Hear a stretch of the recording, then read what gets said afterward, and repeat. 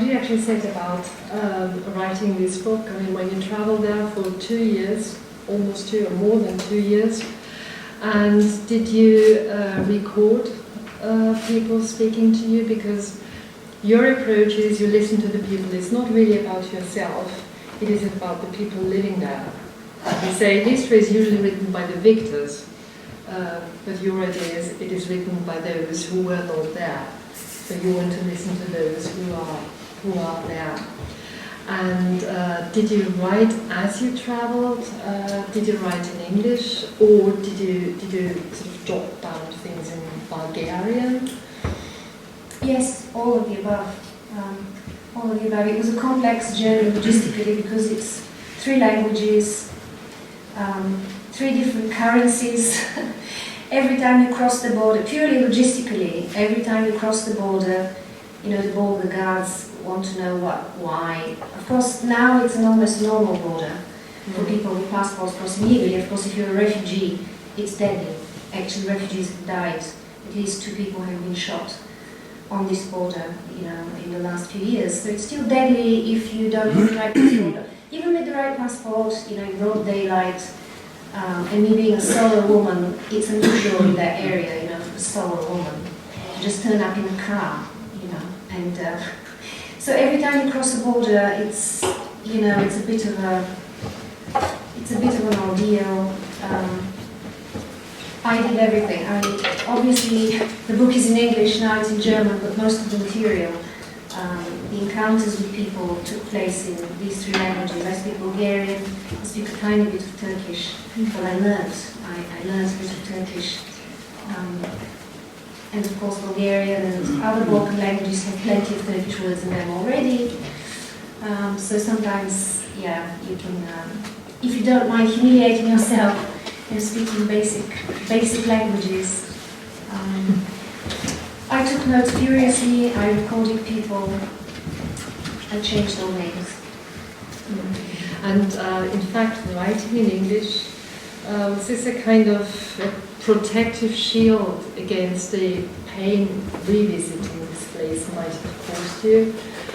Because you were a child then, you were a young woman, and you were brought up in Bulgarian, obviously, and not in English. So does English give you a distance? Or did it give you a distance as you wrote the book? I guess it did. We were just talking before about how the same book reads differently in different languages. And I think each language carries its own sort of emotional baggage. You know, it has its own emotionality and its sort of modes of expression.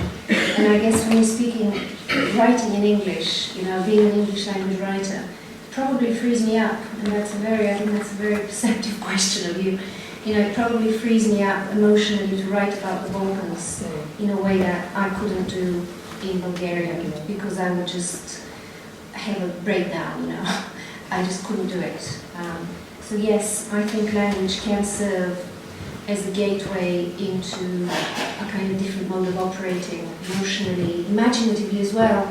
But also, you know, every language carries its own literary tradition, so writing in English also frees me up in terms of literary canon.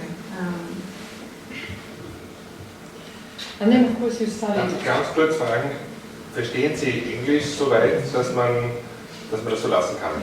Ja? Nur laut lassen. Gut. And of course the place you're writing about is a place that teems with shadows and ghosts and mysteries and the undead. And Dracula is not that far away from this borderland. And this is part of your journey into the past. It is not just into the official history, it is in the archaic experience of people. And I will ask you now to read just a paragraph from Mountain of Madness, which is the beginning, Mountain of Madness 1, and then we are going to listen to the entire bit in German. But we want to hear your voice.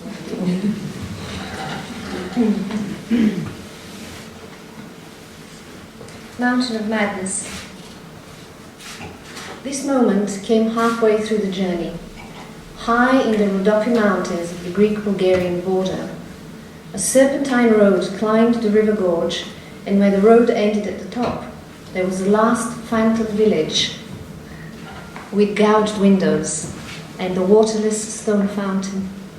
Nobody lived there anymore. Beyond the road and the village, the oak forest of no man's land.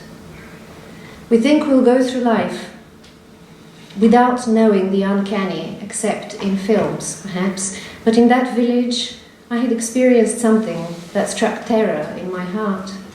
I still don't know if it was real, but the feelings accompanying it are inside my body to this day.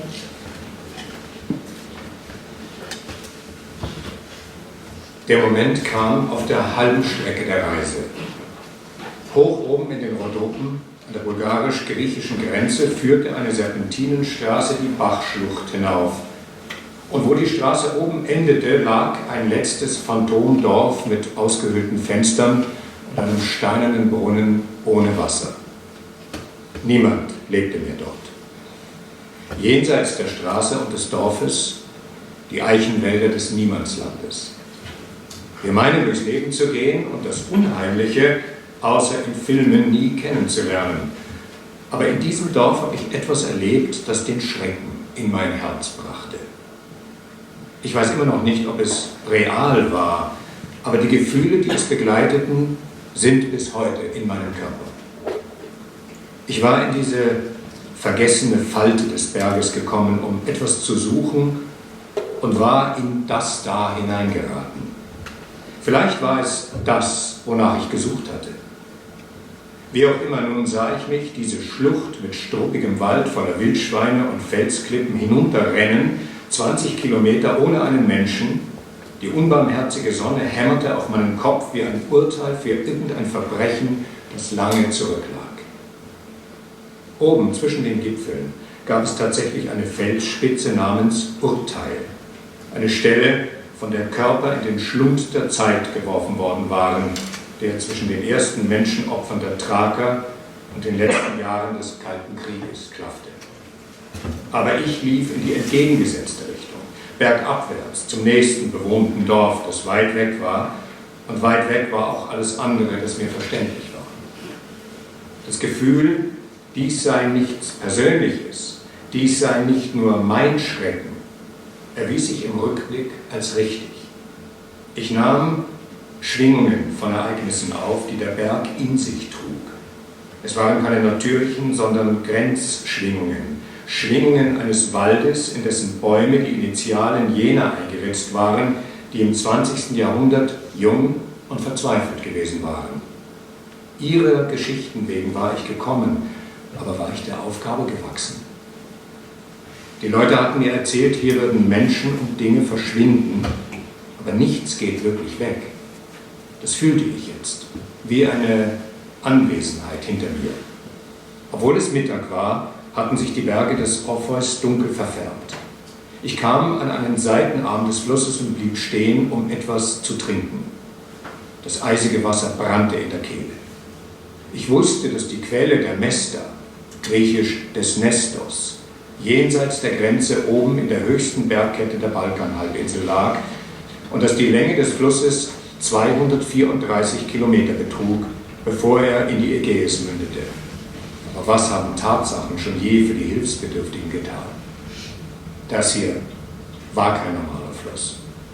Auf der anderen Seite der Grenze lag eine bodenlose Höhle mit einem donnernden Wasserfall, genannt die Teufelsschlucht.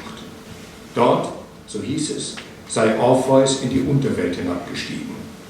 Nichts, was hineingeht, kommt jemals wieder heraus. Inklusive der letzten Höhlenforscher, ein Mann und eine Frau, die in den 1970er Jahren dort verschwanden. Sogar Orpheus, das einzige Lebewesen, das aus dem chthonischen Reich wiederkehrte, wurde schließlich von den rasenden Mänaden zerfleischt. Seinen Kopf warfen sie in den Hebrus, der über 480 Kilometer weit fließt, bevor er zur Ägäis wird. Sein Verbrechen. Er hatte am Ende seines Lebens die Seiten gewechselt und 2 gefährliche Grenzen überquert.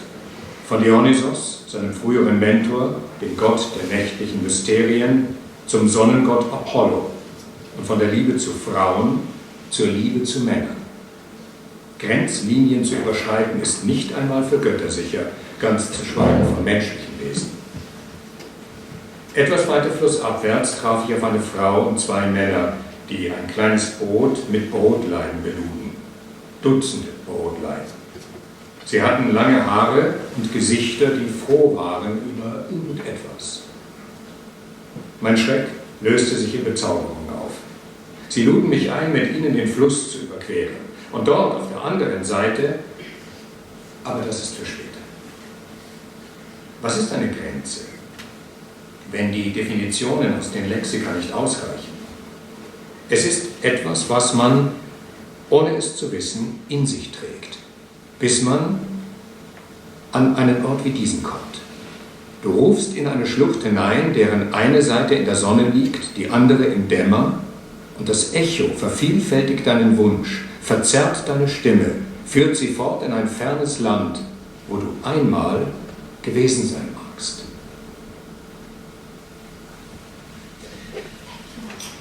Now the final image of this is between darkness and light, the sun and the other underworld in mythological terms, in Apollonian, Dionysian terms, also chaos and cosmos.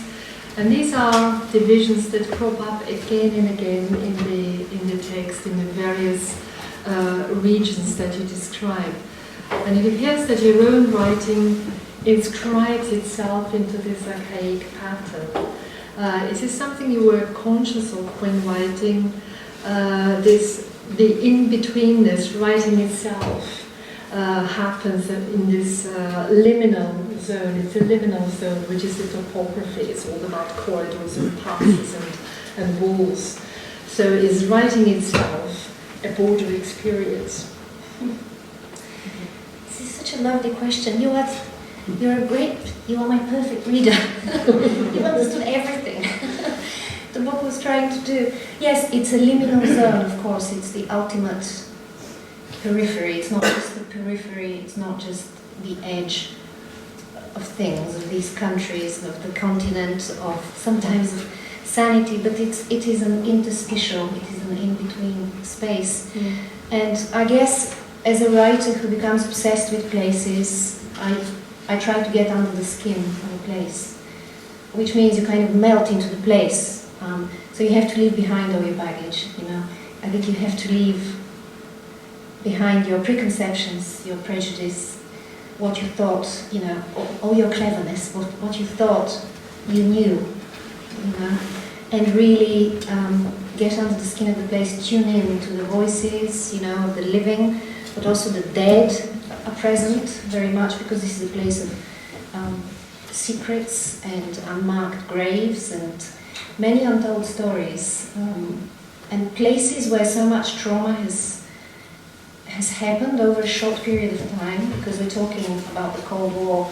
Of course, things go much further back than the Cold War, it turns out. I discovered that the story is much longer, but the trauma, you know, that's most present there is from the Cold War. And when things are untold and still unsurfaced, places become haunted. This is a haunted place, and I guess I wanted to inhabit it and see what comes up. And I think the writing that came out of it, I hope, was authentic. I had to be true to the place. You know, you have to do justice to the place and its people. And my only kind of preoccupation was how do I do justice to the people of the border? Because it's you know, the border is not an empty place. It's empty in some ways, but of course it's because it's haunted. It's all about people's destinies, people's lives. And I felt that was quite a lot to take on. I felt responsible. And